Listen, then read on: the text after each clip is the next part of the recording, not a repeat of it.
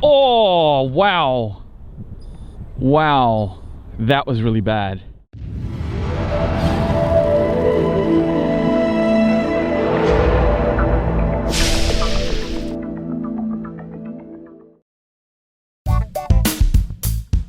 Hey, it's Vas here from Aussie RC Playground, and welcome to my review of the Thunder Tiger Bushmaster. Now, this is a 1/8 scale 4-wheel drive brushless buggy that comes equipped with a 2000 kV ripper motor, a 100 amp waterproof ESC and waterproof steering servo, and it even comes equipped with a sound module. The car has a very nice roll cage with one easy body clip. You can remove it and tilt it all the way back to give you access to the inside of the car, allowing you to change batteries quite easily.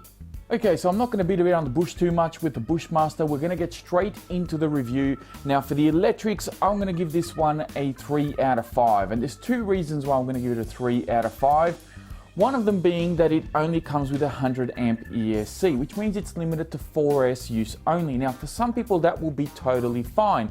But the buggy is capable of a lot more, and I think that 100 amp ESC is a bit of a choke on its overall performance. The other reason why I'm going to give it a 3 out of 5 is because it comes with the sound module. Now, for some people, this might actually be a good thing, and they may actually want it, but I think for the majority of the people out there who want a 1/8 scale buggy that performs well, this is not something that they're going to be looking for in the features category, that it has a sound module. Now, I'm not a big fan of it. I actually took it out after the first couple of battery packs that I ran through the buggy. And you know, it's a heavy thing. It has a magnet, it has an aluminium bracket that holds it in place. It makes the buggy a little bit top heavy as well. And on a few occasions I did notice that it wanted to tip over. So for me, the sound module is a bit of a gimmick. It's something that really should be an option for most people out there. I think the majority of the people would probably want the buggy without the sound module, and that is why I'm going to give it a 3 out of 5. Of course, you may disagree. That's entirely up to you, but I think I would be quite happy if Thunder Tiger would actually keep the sound module as an optional extra and supply the buggy instead with the 150 amp ESC, because with this ripper motor, it would mean that it would run on 6S straight out of the box, and that has a much greater appeal, I believe, to the broader audience, or the broader public out there. Now, moving on to drivetrain, I have to say I've had zero issues. No diffs have blown, I didn't have any problems with my gears, my drive shafts are fine, the outdrive cups, ball bearings have been totally fine as well. For that reason, I'm going to give this one a 5 out of 5, and I think it's a very deserving score given that I've put this car through quite a fair bit of punishment and I've had no issues with the driveline at all. Moving on to handling, this is one that I'm also going to be giving a 5 out of 5 because, to be totally honest, straight out of the box, without touching a single thing on the suspension, this car handled brilliantly. Now, I remember the first time that I actually drove the car and I was doing a few laps with it, and my friend Paul was with me. He was over at where we parked the cars. He was grabbing something out of the car, and he came up to me and he said, "How's the car going?" And all I did was hand him the remote, and he fell in love with it pretty much on the first lap that he did with it. And we both agreed that this was one of the best handling vehicles out of the box that we've ever come across, because usually there's a little bit of tweaking that needs to be done. If I'm going to be really critical, the center diff was probably a little bit too watery. And what I mean by that is there was just a bit too much power going to the front of the car. It did make it understeer slightly. However, that can work in your favor depending on how you drive, because it means that you're less likely to spin out. You're more likely to come on the power a bit early, and you adapt your driving style to it, and it actually works very well. Some slightly thicker center diff oil would actually help. You don't need too much, and I think you can tune this car without even touching the front and rear diffs, and you'll be very impressed with how it handles straight out of the box. So that is why I've given this one a 5 out of 5, because to be honest, there's practically nothing that you need to do to really enjoy how this car drives. Now we're going to move on to durability, and of course durability is one of the things that a lot of people put a lot of emphasis on when it comes to RC. And I'm going to come out and say that this is one of the most durable buggies that I've ever come across, if not the most durable, because I had to be very, very silly with it in order to break it, or to break anything of a substantial amount on the car. And that was on my 6S running video. I think I was running a 20-tooth Pinion.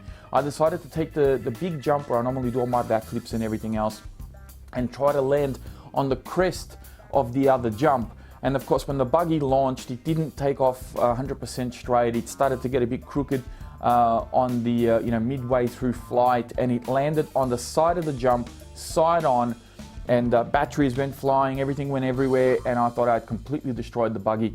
Instead, all I did was bend a motor mount, which was a bit unfortunate. That's probably the biggest thing that broke on it. And I think I broke a steering knuckle, and I bent one of my drive shafts. And that was it. That was the extent of the damage. But it was one of the most violent crashes that I think I've ever had with an RC over at the BMX track. And this thing just shrugged it off and said, yep, okay, I've copped a few dents and I'm ready to keep going again. And it didn't really take a lot of effort to repair the car and get it up and running again. So for durability, given that I had to be so silly with it in order to cause it any major damage, I have to give it a 5 out of 5. This thing is an absolute tank, and I'm very happy to be in possession of one. Now we're going to move on to maintenance. Now, when it comes to maintenance, of course, a lot of people don't like to work on RCs all that much. I know that there are a few of you out there that, well, you just want to drive. You want to be able to just be durable and just drive and not have to fiddle around too much. However, there are a lot of you out there that like to tinker, that like to tune things and modify things and do all this sort of stuff. Well, you'd be happy to know that the car is actually very easy to work on, and that's why I've given also a 5 out of 5. Because here's the thing, to access your battery, even though you have this elaborate roll cage all over the car here, there is one body pin that you remove at the front. You lift the front end here like so, and it holds in position once you, of course, you have your screws kind of tightened up enough back here, and you can change your battery and do whatever it is you need to do on the car whilst you're out on the field. If you really do need to do some major work on it, 2 screws on the back here remove the entire roll cage assembly straight out, and hey presto, you have a full access to the buggy just like you would any other 1/8 scale buggy that comes just with the standard Lexan body on it. So I think for maintenance, this deserves very much a 5 out of 5 as well, because, well, it's very easy to work on. I think Thunder Tiger have done a fantastic job. It's no axial exoterra. There's no 10,000 screws you got to remove to get access to your bits and pieces of the car. It's one body pin and 2 screws at the back to remove the entire roll cage. Couldn't get any easier. And of course, your front and rear diffs are just as easy to access as any other 1/8 scale buggy, and the center diff as well. It's as simple as it can get. It's a very proven platform, and I have to say, well done Thunder Tiger on this one. Great design.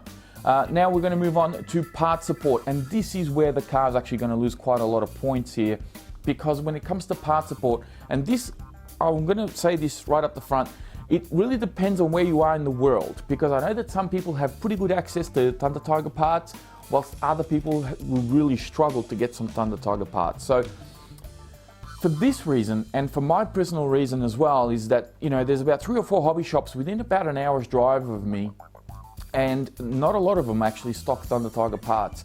In fact, I've not seen this car sitting on the shelf on any of those hobby shops. So it kind of worries me a little bit of where I can get parts from and whether or not they're going to be readily available on the shelf. Because one of the things about part support that a lot of people put emphasis on is being able to walk into a hobby shop, here's my part number, do you have it? And they pull it off a rack somewhere or off a shelf, and you're up and running that day.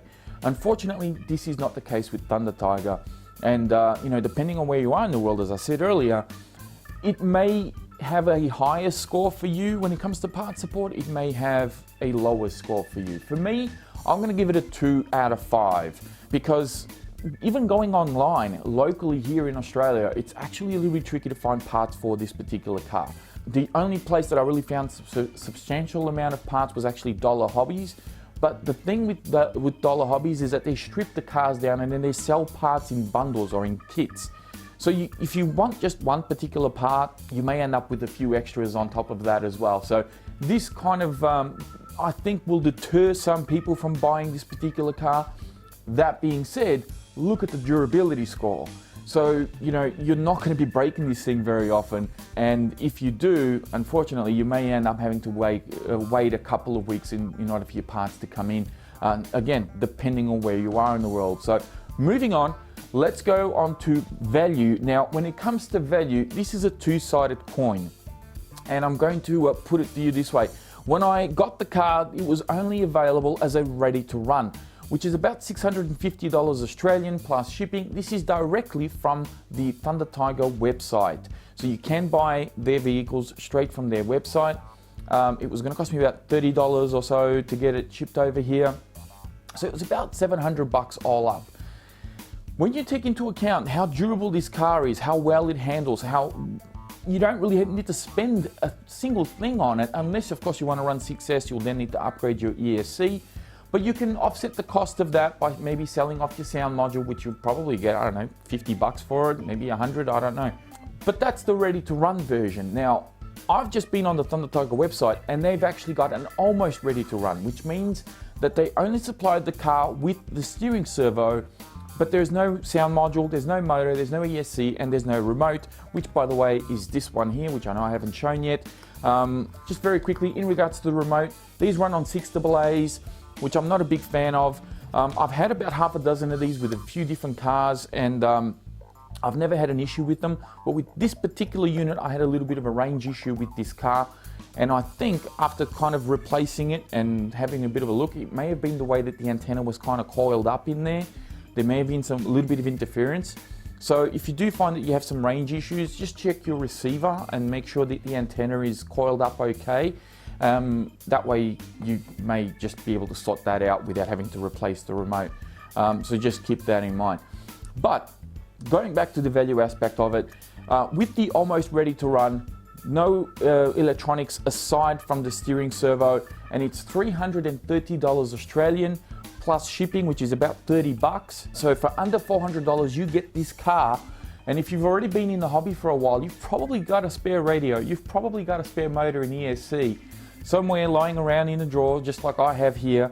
And all you got to do is throw them in the car, and presto, for under $400 you get yourself an absolutely brilliant vehicle, because this handles like no other car that I've ever come across out of the box.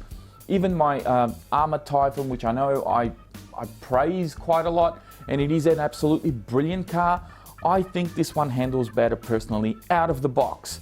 Now I'm referring to the BLX 180 version, the version 1 that came out from Armour. I don't know what the version 2s will drive like.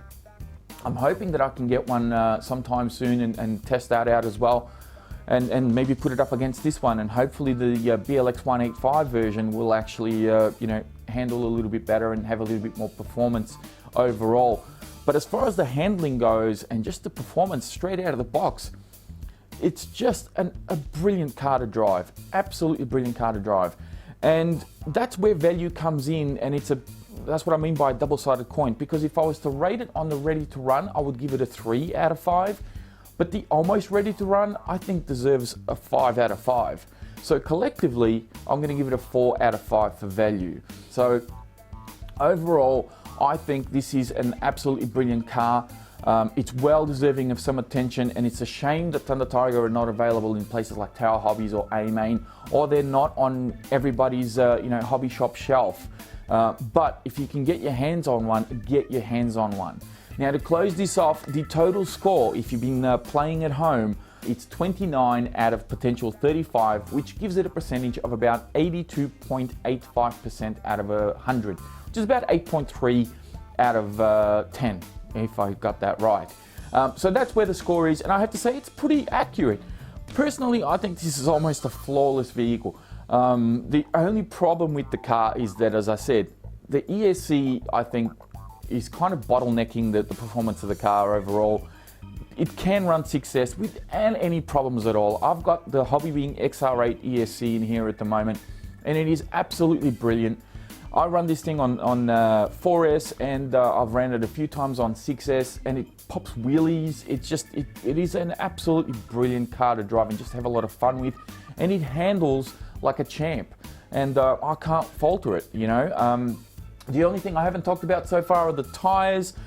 Just very quickly, In regards to the tyres, these are a short course style tyre that have a 17mm hex on it. They're the same size as a 1/8 scale buggy tyre that you can see here. I'm running the split 6 wheels with the AKA City Block tyres on here at the moment, in case you're wondering, and they are brilliant tyres. The stock tyres are okay, they did work fine, but for the terrain that I run on, these are a little bit more specific and I'm a little bit happier with these. But there's really nothing wrong with the stock tyres personally. They're okay. They're actually above average for a ready-to-run tyre, to be totally honest with you. So if you don't have the budget for a new set of tyres, or you don't really care too much, yeah, you know, they'll last you quite a long time, and until they go bald, you don't really need to update or upgrade to better tyres. But that is pretty much it for this review of the Thunder Tiger Bushmaster. Hopefully you enjoyed it. If you've been on the fence about this car, this is me telling you, go out and get it. If you have access to parts, if you're confident in the you know, getting it and not having to worry too much about parts support, which I think is its biggest downfall, go out and get this car. It will not let you down. It is absolutely brilliant. I really love it. I think that this is something I'm going to be hanging on for a very long time, and that's where I'm going to leave it. Thank you all very much for watching. Please be sure to hit the like button before you go if you've of course enjoyed this review. Don't forget to subscribe if you're new here, and as always, check out the video description for more links on the previous videos of the car, as well as a link to my Facebook page. And that's it from me. I'll speak to you guys next time, and thank you again for watching.